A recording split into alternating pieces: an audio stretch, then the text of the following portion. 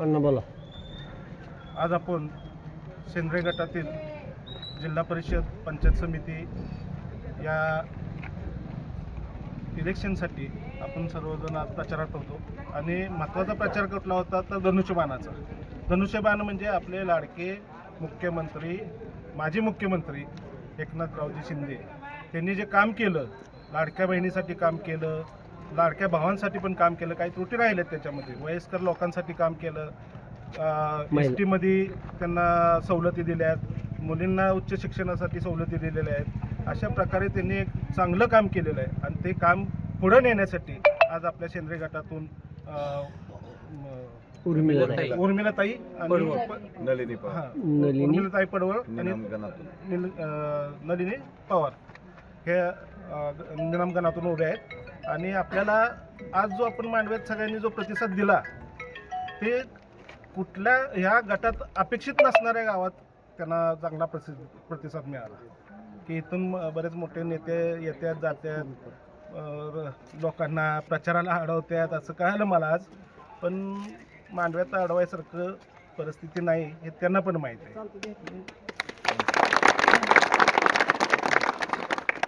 आम्हाला विकास करायचा, गावाचा विकास करायचा आहे. 4 दिवसाचं राजकारण करायचं नाही. 4 दिवसाचं राजकारण करायसाठी याचं आणि गावात तेढ निर्माण करायचे असल्या गोष्टींना हे सर्व थारा देत नाहीत. आणि आम्ही धनुष्यबाण हे भरघोस मतांनी निवडून आणणार आणि मगच थांबणार. आणि 9 तारखेला 7 तारखेला माझ्या मते 7 तारखेला 7:30 वाजता मतदान चालू होणार आणि संध्याकाळी 5:30 पर्यंत मतदान असणार आहे. 2 मशीन असणार आहेत. एक गटाची मशीन असणार आहे, त्यात पडवळताईंचं 1 नंबरला बटन आहे धनुष्यबाणाचं, त्याला आपण मतदान करायचं. आणि पवार मॅडम यांचं पण 1 नंबरलाच आहे. धनुष्यबाण हा विषय लक्षात ठेवायचा, चिन्ह लक्षात ठेवायचं आणि आपण त्याच्यावर बटन दाबून मतदान करायचं आणि प्रचंड मताने. त्याच्यामध्ये दहशतीचं वातावरण तयार होतंय किंवा दहशत तयार केली जाते असं कळायला लागतं. काही महिला वर्गांना अपशब्द पण वापरला गेलेला आहे, असं काय कळतं? खरं काय झालंय, यापूर्वी पण असा होता विषय की भागात फिरून दाखवा. आम्ही पण बघतो बघायचं काय तेव्हा तो विषय नाही. पण ही जी इलेक्शन आहे किंवा निवडणूक आहे ही लोकशाहीच्या मार्गाने चालली पाहिजे.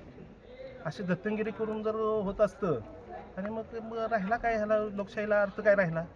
मग तुमचं मतदान कमी झालंय असं आम्हाला जाणवतंय म्हणून तुम्ही आता दहशतवाद निर्माण करायला लागलाय.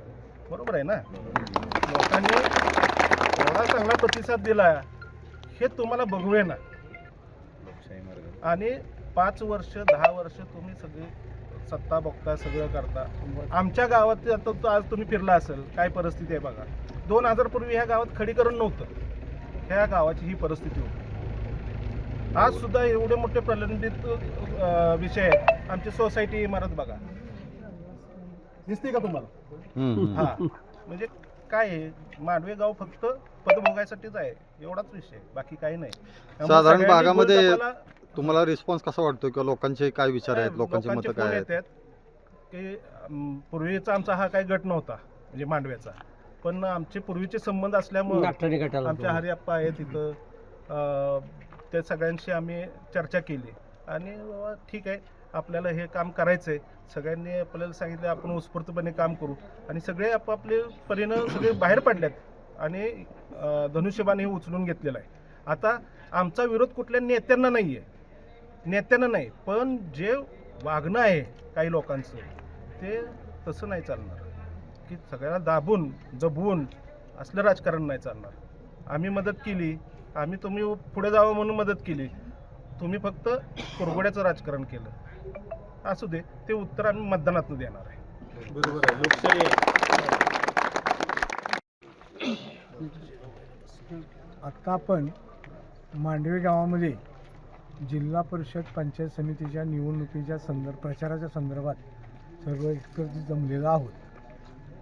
मला या निमित्ताने एवढंच सांगावं वाटतं की निवडणुका येतात, निवडणूक जातात, पण हा सर्वसामान्य माणसाचा हक्काचा मतदानाचा जो अधिकार आहे तो अधिकार कुणी कुठंतरी दाबून त्याच्यावरती आपला चुकीचा मेसेज जाईल अशा प्रकारे काम करू नये.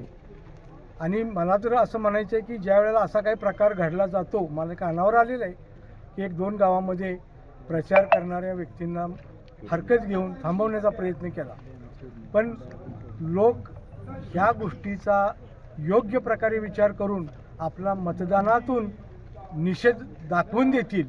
आणि मग त्यामुळं आपण त्याचा विचार न करता एकच गोष्ट करावी, आलेल्या निवडणुकीला सामोरं जावं. निवडणुकीत मतदान होताना कमळाच्या चिन्हाऐवजी धनुष्यबाणाचे चिन्ह का व कसं आलं ह्या गोष्टी सर्वांना मी यापूर्वी पण बोलून दाखवल्या होत्या. ज्या आपल्यावर होणारा अन्याय आहे तो अन्याय आपण यापुढे सहन करायचा नाही आणि योग्य वेळेत योग्य प्रकारे उत्तर देऊ. आणि त्याचं उत्तर हे पॉझिटिव्हली निवडणूक मतदार पेटीतनं तुम्हाला दिसून येईल. आणि अशा प्रकारे आपण सर्वांनी ज्या पद्धतीनं आता एक वाक्यता दाखवली, अशीच निवडणुकीत आमच्या गावातून सुद्धा भरघोस मतानं धनुष्यबाणा चिन्हाला मतदान करण्याचा प्रयत्न करतोय. आणि आपण सर्व भागातील लोकसमक्ष हजर आहात. आपण पण हाच प्रयोग करून सक्सेस करून दाखवावा एवढंच सांगतो. धन्यवाद. आज मांडवे गावामध्ये जिल्हा परिषद आणि पंचायत समिती प्रचाराच्या निमित्तानं या ठिकाणी आम्ही उपस्थित आहे. आज लोकशाही पद्धतीनं आम्ही सर्व घराघरामध्ये जाऊन प्रचार करत आहोत. आणि हा प्रचार करत असताना आज सकाळी काही किरकोळ घटना घडल्या आहेत. तर तशा घटना घडू नयेत आणि कुठल्याही प्रकारचं वातावरण तापवू नये असं आमचं प्रामाणिक मत आहे. हा लोकशाही पद्धतीच्या मार्गानं आमच्या महिला उमेदवार घरोघरी जाऊन प्रचार करत आहेत. आणि हा प्रचाराच्या अनुषंगानं जेव्हा आम्ही घराघरात पोचतोय आणि आम्हाला लोकांचा जो प्रतिसाद मिळतोय हे पाहून काही लोकांचे काही अडचणी त्यांना वाटायला लागलेत आणि त्यांच्या विचाराच्यात बदल व्हायला लागलेला आहे. तर अशा पद्धतीचा मेसेज त्यांनी समाजात दबावाचा देऊ नये, कुठल्याही पद्धतीचा दबाव निर्माण करू नये. लोकांना 5 वर्षानंतर येणाऱ्या निवडणुकीला सामोरं जाण्यासाठी त्यांना स्वातंत्र्य दिलं पाहिजे आणि ते स्वातंत्र्य लोकांनी समजून घ्यावं. आणि कशा पद्धतीचे उमेदवार उभे आहेत आणि कोण समाजासाठी झटणार आहे, कोण समाजाचा विकास करणार आहे, का दबावाखाली आपण राहायचं आहे. कुठले स्वराज्य संस्था ज्या आहेत, स्थानिक स्वराज्य संस्था, त्याच्यामध्ये दबाव निर्माण करायचा आणि लोकांना कुठंतरी दबावाखाली दाबून मतदान करून घेण्याचा प्रयत्न करायचा, हे चुकीचा मेसेज लोकांच्यामध्ये जातोय.